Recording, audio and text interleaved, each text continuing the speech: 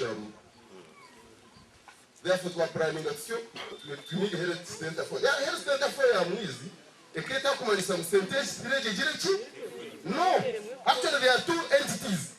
Echitukwa ya nchisha kubaho, kisha kumara kombe ka center for, feti yeji rola lisharame ebeta. Na yote chikore center fili, kai nani tuwasa kuchikora?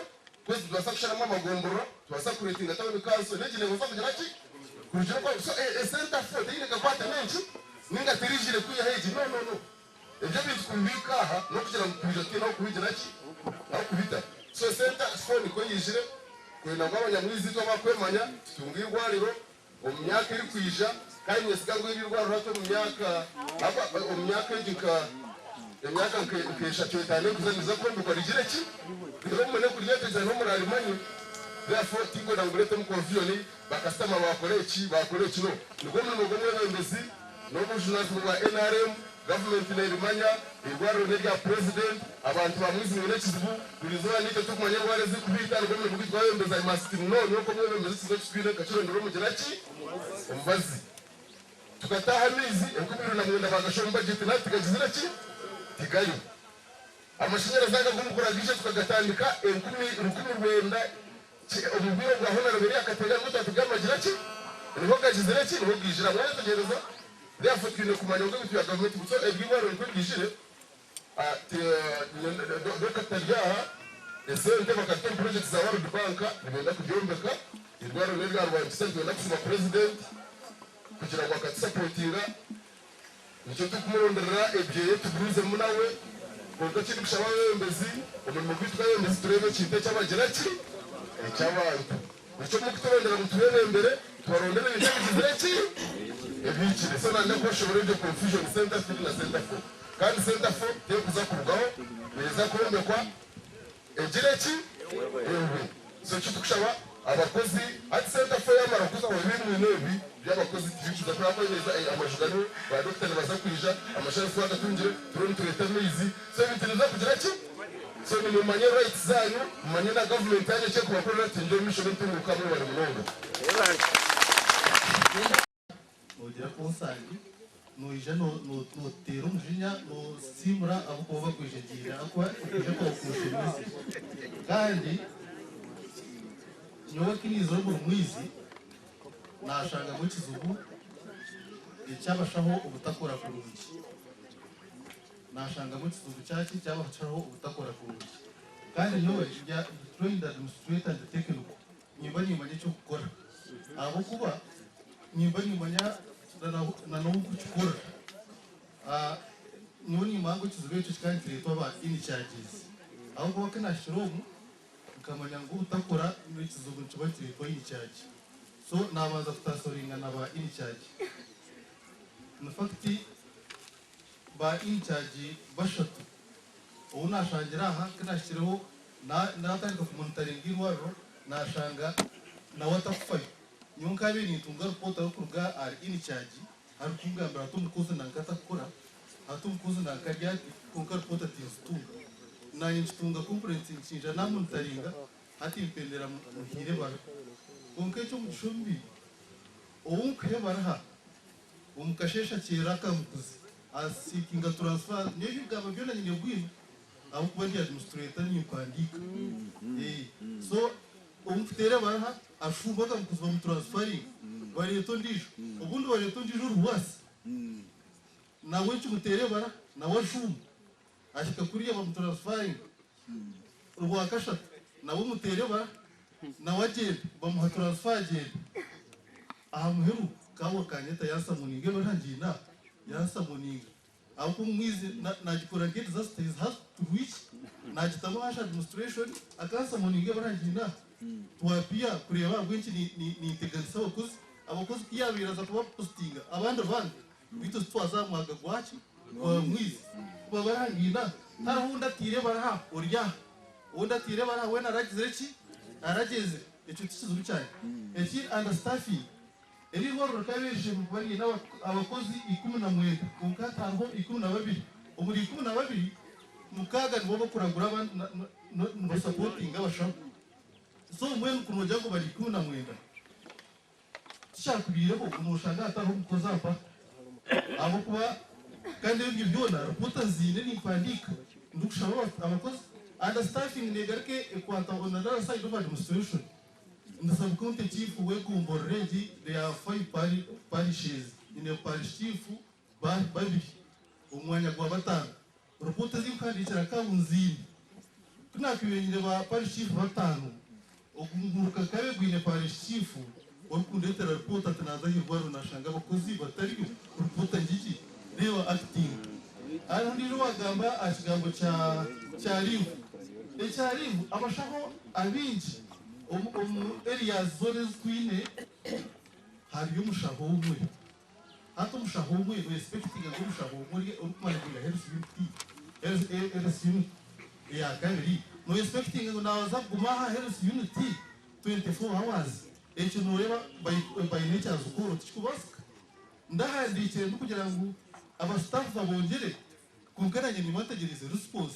aho kwati kubasa tinyine power yo kurukurutinga umukozi nkamureta niwo gwanyere gukuruponting kandi niwo na reporting as administrator ni banakora 100% in that activity naiza kuhandikira account I don't have enough workers I have done my 100% I have reported aho kwati nyine power zokujena nkere kare umukozi nkamureta so now which is on the nature in charges kandi here nesere yansa ngoni yagira you can adjust a little bit kugira ngo you work in harmony uri kubatera mabara byaki aho na components kaza mukazi so kandi shino reba niwe kasakuru chief ni there are other priority areas of government we have works we have education we have production na health is part of it so if you are in monitoring kuka as I monitor nishibe kwani tunga reports kandi kiri kinkwenda kwigisa abantu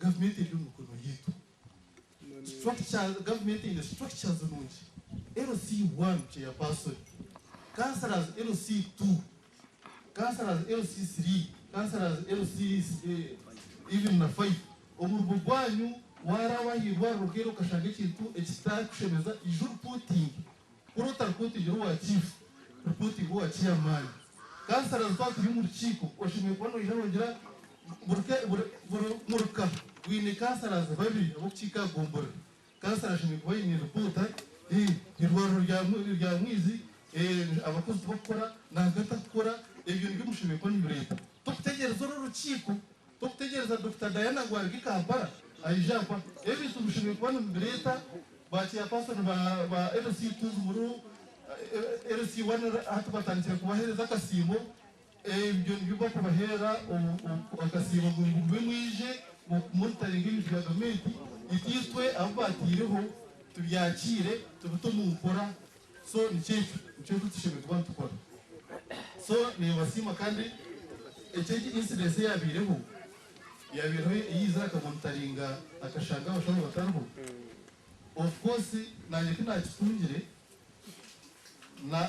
nakora ikishimire gukora nijana ikaha bona n'abasamoninga n'abahandikira amabara abo tubabiri mutaro kandi almost bona bangarikire kuko hatananye nanye kuza aho kwa response zina aho wagizire ngo akaba yaza kureba nyina Albert Bide ubwo n'umustaff ondijo yagira ngo kandi tuge 2 cases ondijo yagira ngo umwana we akayaza kuhereza umwana we umbazi so really umweni twakwetwera kuba umurimo no humba kugira ngo nyoko arukubi rero ukaguma acuba nokora utagizire mu aketezi asho wagizire mu mwana we wagizire mu mwana we nguyaza kumumbazi response nginaha atobwe yuko wakubariwe umwana ya iwawe bakugira ngo arukubi buzuma notebekana no guma oda yawe reka kubuze chief reka kubuze kesezi bonka yenda kubuze study their responses and get a remedy for them because I have them here. I'm going to study them. Oh, ina basibe bagabanya ko yakora basibe naro banzo banjura police station executive in the council is responsible. We are going to study them and have a remedy. Thank you very much. What happened? Tinikuiza kutonganira muntu ngaha ibiragiro byawe nimukwata abokuba twine enkora nkito bashaho na nyowe byabingwe byawe nabanye ndiyo munsobi ayo nekwata konka abagiro mu monitoring team aba bantu aba bene nabo bizibu bine bizibu. First of all, ne bache, there are 7 clinicians aba kubasa kuragura abantu kandi abandi nibasa kusafa kabe bali 19 chonga kandi echo kishudira mu abako abo musanzu bali gukora so icho nachendera tu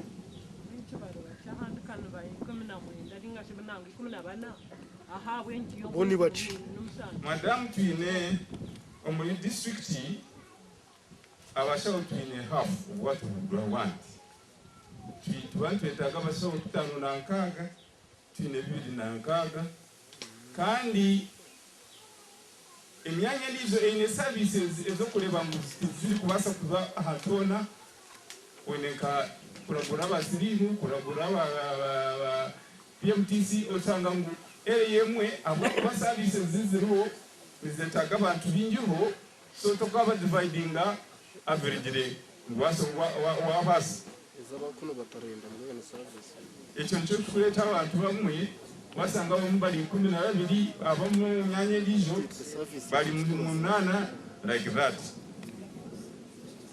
kandi nyowe ekyaro lete kibasangira tike bijurungi munonga konka tuzuche ngoko wa mugambe wa rugeruguru yagamba twine structures za supervision and management. A sub-county, twine sub-county chief, twine LCC chairman, twine GISO, twine our health sub-district, abo nibo immediate supervisors babashawaba kureba bayosa garundi kutubayosa abo kuba ya amarwaro omulimbarara twine amarwaro ga government 38 twatabona ganda ga NGO twine 56 so office yetu tekubasa kuka anyanye ejo bulizoba so aba immediate supervisors okwalire batuyamba then aba health unit management committee chantangaza munonga ukuleba ngo actually even today wa health unit management committee nomwe kandi health management committee is appointed by the sub-county leadership abandi balinka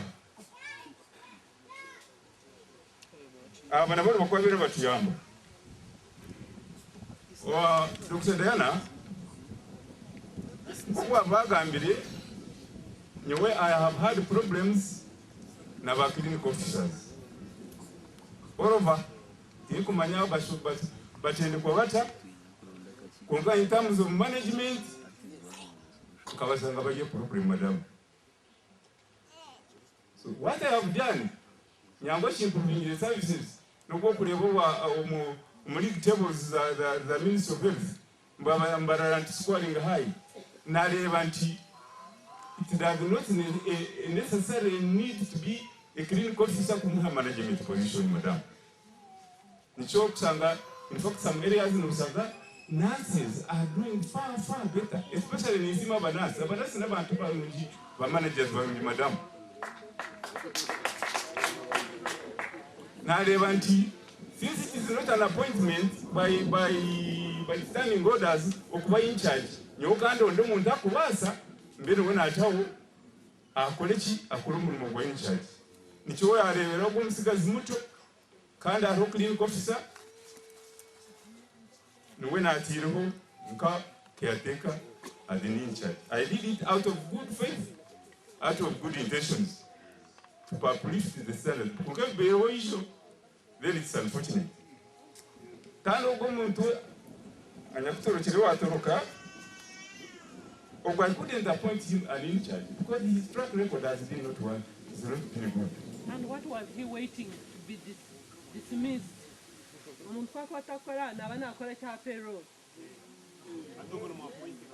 Actually, Madam, kugaruka enyuma, payment of various worker originates from a sub-county. And a monthly return. A monthly return to personnel.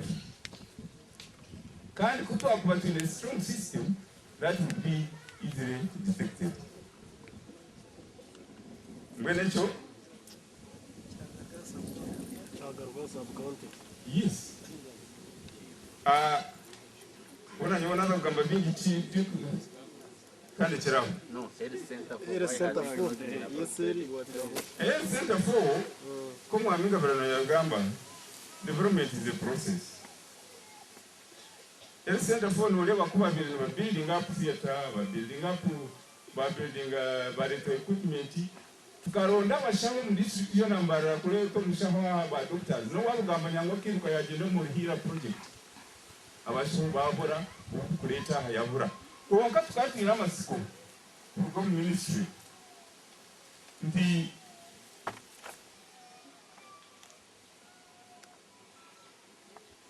as we wait between a master plan and Ministry of Health for upgrading of this center for. If you want to question this book on the Kokuba, I don't know, Madam, whether you have this copy. So, let's say wait.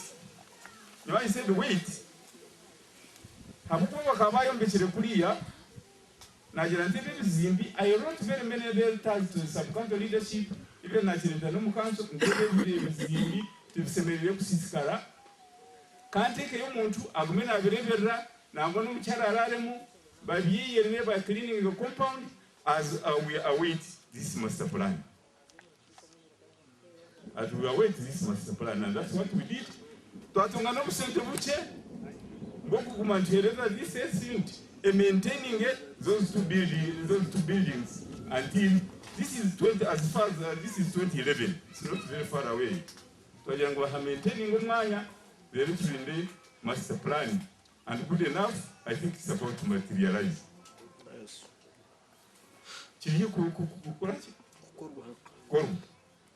So and I think this building at least Arwaba Kubire to the Ministry of Health, our mother ministry. Concave to give put on to Gabiga to retire. If you are to retire, now go come. Never remember no country. Mumutwaro koto haruta.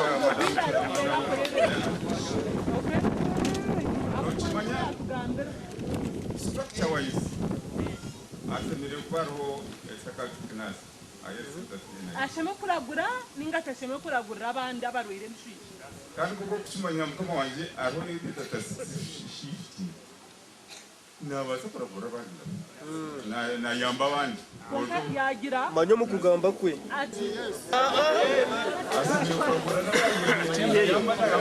aciyeyo aiza ubwo mshiza takora Pakistan takora rizalishi na waka sentena kalya tuba kumanisitu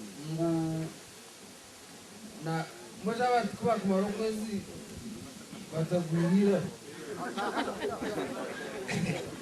kare ezura nijana mjerema na nyendesha be kawo witu aba kache ninja kumvunurira bwanyu rero kwaraheze ninja kusaba bebe mbazaba batinjire country kwikiriza way forward. Yes, way forward. Unfortunately, I cannot speak Runyankole. I wish I could. And RDC was also worried that I normally talk a lot because I want people to understand what I'm saying. But today I'm not going to talk a lot. I've promised him. I'm making 6 points and each point is one sentence. Is that okay? Yes. Number one, I'm so grateful to Dr. Diana and our team for opening my eyes early enough. This opening is not going to be only in the health sector, it will be in all sectors of government, and we must be seen to be working. Both politicians, civil servants, and the nation. This is our country. What makes me travel all the way from Navy to come here is to work, and nothing else. I should not come here to do nothing. Number two, Doctor, you have given directives and orders of what should be done, and count them down. Because we must do this so that people understand that we are working for a country under a law. We shall implement all these directives within the law so that others can learn from this. And we know that this is what we should be doing. Number three, am I brief enough? Thank you. Number three, this issue of excuses. There's not enough drug, there's not enough money by government, there's not enough staff, there's not enough, this should stop. Uganda government can afford what it can afford. If we have 50 people, let us do what 50 people can do. If we get 10,000, let us show what 10,000 has done. If we get one equipment, let us use it and explain to them. Okay? So if we are only 5 staff here, instead of 19, let the 5 work. If we are 20, let the 20 work. And I think that's what we should do. Number 4 is the issue of how we should operationalize the other health center 4. We have put a theater, we have put a doctor's house, and we also have these facilities here. We cannot keep a house collecting dust for 5 years. Yes. What we are going to do, I was trying to discuss with the doctor here. Let us get a doctor from one of the health center force, post that doctor here, open that theater, get people from Ministry of Health, take these equipment, install them there, and we begin operating.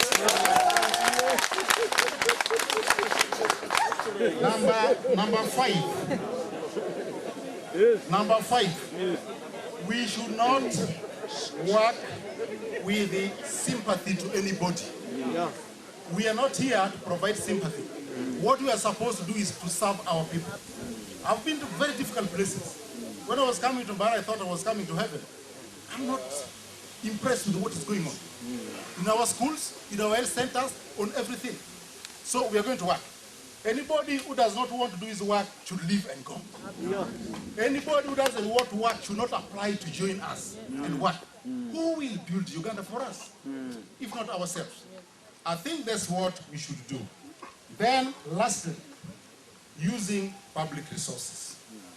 When we give public resources to you as a worker of government, that belongs to the people of Uganda. And if you cannot use them the way we want, you also should leave. Yes, because if I can work, I leave my office at 8 o'clock every day in the evening. Why? Why am I doing that? I cannot be everywhere. I have 190 primary schools. I have 38 health centers. I have 500 kilometers of roads. I cannot be everywhere. Representatives, wherever they are, political leaders, I urge you. Chiefs, I urge you. Health center in charges. You're in charge of what? You're in charge of the service. You're not just in charge there to sit and do what you want. So I want everybody to work. If you cannot, then you get off. Get it? From today on, I don't want to begin demanding for reports from civil servants. I came here when doctor came. I came after her. When I came, that's when I demanded for a report from the chief. And that's the first report I've received about the center. Are we going to work like that? No. So the doctor must report, chief must report, and all other people must report, and work together. I want to thank you. Ntureba nibatugambira manyicumurizo manyakirahi ekyo ntwenda ngu ari ebintu ebitukumanya ebitakureba kandi abashaho abene kutworeka tatabitungire egyo nensonga endijo tutwija kubagambira ebitukuza kora kungamiza kukikora ekya kabiri omushaho ori omukuru owayangire kora tuturana tungo mushara ogwo twaza kumukoma. Okay, yaza kuzomu koti, of course, byembyo nebyite byo mturekere.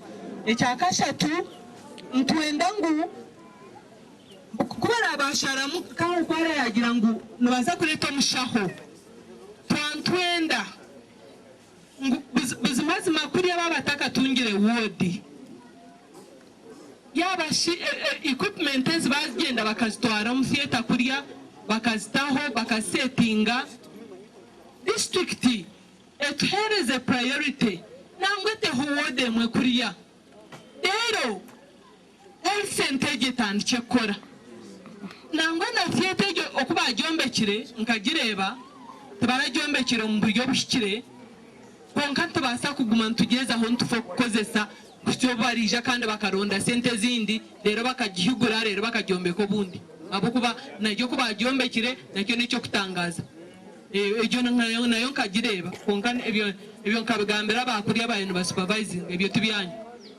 ekyakana so ntwenda ngo equipment egende ba set up aheshemere kuza tohereza space aha oreja roire malaria azaha bamuhe kitanda bamuragurre ntwenda buzimazima ngudiye cyote ho buriyo bwona ntwendirwa reri bibe headed by clinic officer kwara atakozire omushango imwe numanya public servants okubashemere kora omuntu yatakora yatakureportinga murimo yatakureba abarwaire sub county LC3 mukore joint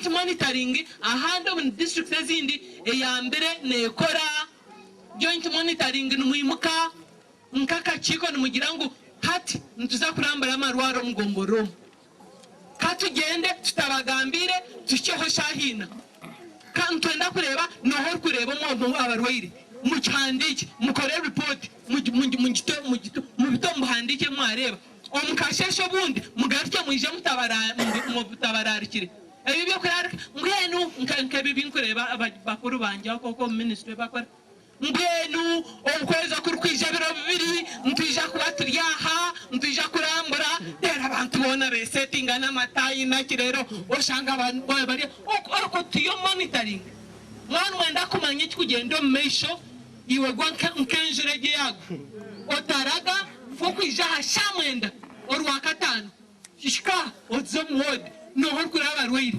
ndiba mweshati kwihanturga hakikana ashanga abakazi babera hari yakitanda bariyo no baragura kandi tubakoreka kuba bizi bariyo no baragura amanya barwire bari yakitanda babahere kitanda tena ashanga ogwo mushaho wemutwe ariyo ngo nakora ward round yariyo nakora ward round ahabwenje no kuba abantu mamanya ngo ntwija akoze babeba egiwiki yona akujya ngo police bari yahana bari abantu no barabanamu so konka kumurana mwenda kora monitoring eshikire please mutaraga mugwenkenjura kandi mutagetinga kama amazoba abiri yago numanyaga amazoba abiri Friday shahina no bakuza kuzo mbugenyi orwa nkaga na sandeni baba barihire rero mande shaha mwenda rero babone kutemba motoka kwija kora batante kororwa kabiri mutaraga mukore joint committee eriku monitoringa sub county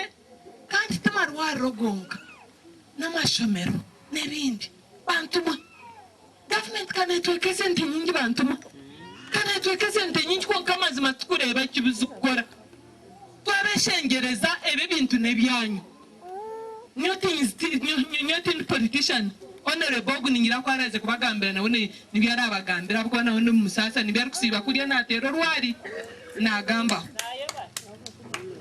so twabeshengereza echa monitoring mu cyami abasha tubashemereye ninyenda kushaba inicyage na kawona na DHO ngo muhandike ndotsezo marwaro gona otupande mugende n'umutimba hona mama kiti na yabusha ombazi no gwabusha ekikatune cyabusha okugema no kwabusha ebarahana yabusha otashashura esente yona